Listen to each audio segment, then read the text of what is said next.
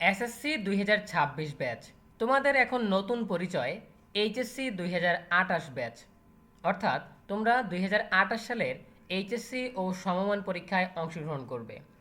তোমাদের ভর্তি শেষ হতে হতেই শিক্ষাবর্ষের নবম মাস পার হয়ে যাবে। তখন বছরের বাকি থাকবে আর 3 মাস। এরপরে 2027 সাল পুরোটাই 2028 সালের এপ্রিল মাসে যদি পরীক্ষা হয়, সেই ক্ষেত্রে সেখানে তোমরা সময় পাবে 3 মাস। তাহলে 1 বছর 6 মাস সময় পাবে তোমরা টোটাল প্রস্তুতি নেওয়ার জন্য, অর্থাৎ 1.5 বছর। কিন্তু 2 বছরের সিলেবাসকে তোমরা 1.5 বছরে শেষ করতে পারবে। এই জন্য তোমাদেরকে সংক্ষিপ্ত সিলেবাস দেওয়া হবে কি না, এই বিষয়টা নিয়ে অনেক আলোচনা উঠতেছে। এ বিষয়ে শিক্ষা বোর্ড কি চাচ্ছে, সর্বশেষ তথ্য জানিয়ে দিব আমাদের আজকের ভিডিওতে।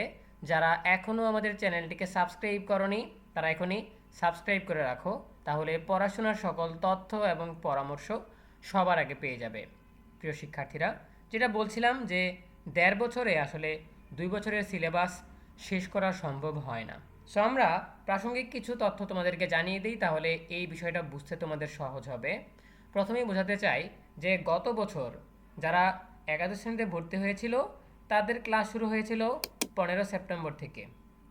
সো তোমাদের এবছর ক্লাস শুরু হচ্ছে কবে থেকে? 23 সেপ্টেম্বর থেকে, মানে প্রস্তাবিত নীতিমালা অনুযায়ী। সো 1 সপ্তাহ পরে, ঠিক আছে। এখন দেখো, যারা গত বছর ভর্তি হয়েছে তারা আগামী বছর পরীক্ষায় অংশগ্রহণ করবে, অর্থাৎ এইচএসসি পরীক্ষা দিবে কত তারিখে সেটা যদি আমরা দেখে নিই। দেখো, তারা এইচএসসি পরীক্ষায় অংশগ্রহণ করবে জুন মাসের 6 তারিখে। সো তোমরা যদি 1 সপ্তাহ বাড়িয়ে ধরো, তাহলে জুন মাসের 13 তারিখে।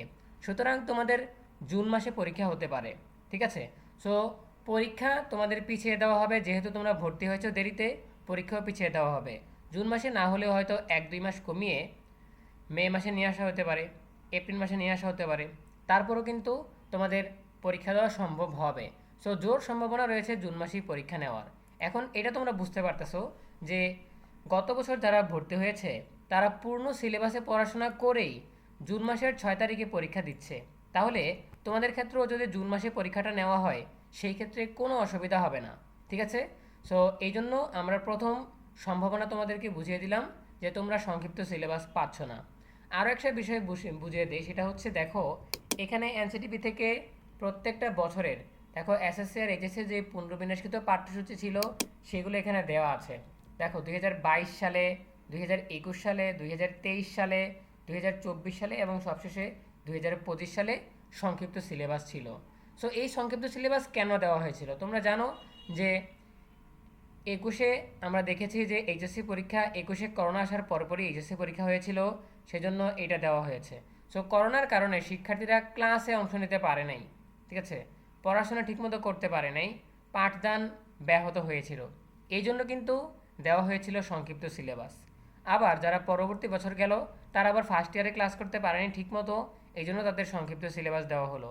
আবারও পরবর্তী বছরে সেই র্যাশ রয়ে গেল 2023 সালে। এরপরে 2024 সালেও সেই র্যাশ রয়ে গেল, 25 সালেও র্যাশ রয়ে গেল। র্যাশটা কেন রয়ে গেল? কারণ তারা কিন্তু এসএসসি পরীক্ষা দিয়েছিল সংক্ষিপ্ত সিলেবাসের আলোকে। সো যারা 22 সালে এসএসসি পরীক্ষা দিল, তারাই তো 24 সালে এইচএসসি পরীক্ষা দিল, তাই না? সো এই জন্য তাদের সংক্ষিপ্ত সিলেবাস দেওয়া হলো। আর 2025 সালে আন্দোলন এবং অন্যান্য কারণে তারা ঠিকমতো ক্লাস করতে পারে নাই, এই জন্য তাদেরকেও 2024 সালের যে সংক্ষিপ্ত সিলেবাসটা ছিল সেটার কারণেই দিয়ে দেওয়া হলো, ঠিক আছে। সো এই হচ্ছে বিষয়। এখন যখন ক্লাসে ঘাটতি হয়, ঠিকমতো পড়াশোনা করার বা ক্লাসের সুযোগ না থাকে, সেই ক্ষেত্রে কিন্তু সিলেবাস কভার করতে না পারার কারণে তাদেরকে সংক্ষিপ্ত সিলেবাস দেওয়া হয়। কিন্তু 2026 সালেও পরীক্ষা হয়েছে পূর্ণ সিলেবাসে, 2027 সালেও পরীক্ষা হবে পূর্ণ সিলেবাসে, বুঝতে পারতেছো? এই জন্য তোমাদের 28-এর পরীক্ষা হবে পূর্ণ সিলেবাসে, তোমরা কোনো সংক্ষিপ্ত সিলেবাস পাচ্ছ না।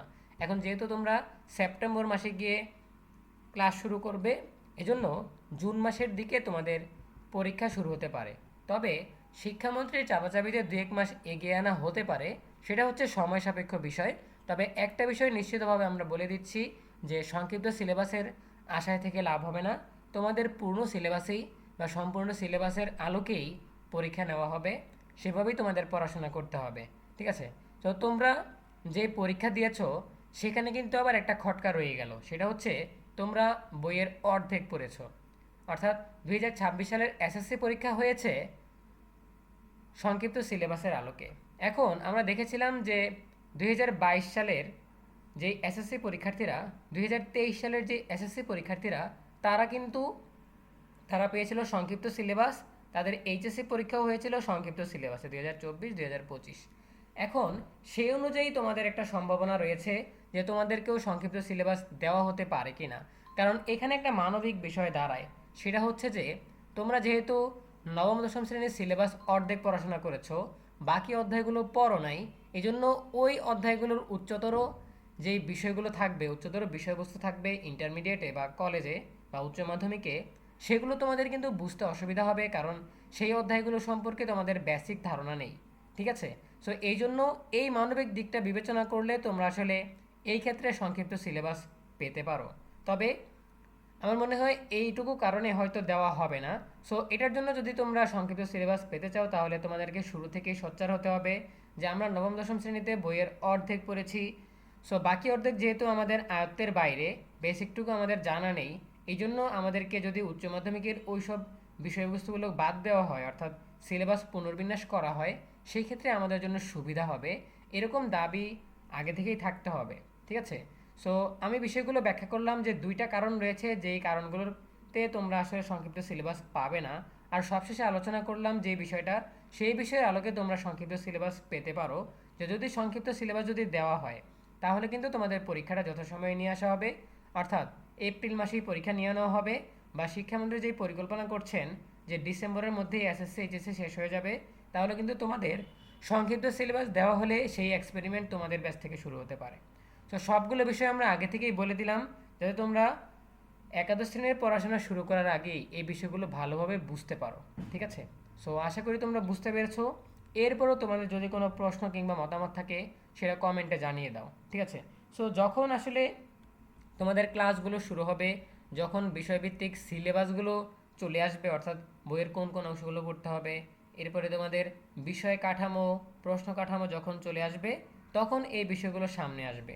যদি সংক্ষিপ্ত সিলেবাস নিয়ে কোনো আপডেট আসে, যখন আমরা জানতে পারবো, নীতিমালা হোক কিংবা মৌখিক বিবৃতি হোক, যখন যে আপডেট পাবো আমরা তোমাদেরকে অবশ্যই যথাসময়ে জানিয়ে দেওয়ার চেষ্টা করব। ঠিক আছে? সো এই জন্য আমাদের সাথেই থাকতে হবে। সো যেটা বলছিলাম যে এই বিষয়ে তোমরা কি চাও সেটা কমেন্টে জানিয়ে দাও। বেশি বেশি কমেন্ট করে তোমাদের সোচ্চার হতে হবে, যেটা তোমাদের জন্য ভালো হয় সেটা অবশ্যই তোমাদেরকে জানাতে হবে। সো দেখা হবে পরবর্তী আপডেট নিয়ে নতুন কোনো ভিডিওতে। সেই পর্যন্ত তোমরা সবাই ভালো থাকো, সুস্থ থাকো, নিরাপদে থাকো, এবং সবসময় ইএনইউবি চ্যানেলের সাথেই থাকো। তোমাদের সকলের জন্য রইল অনেক অনেক শুভকামনা। ধন্যবাদ সবাইকে এতক্ষণ ধরে আমাদের সাথে থাকার জন্য।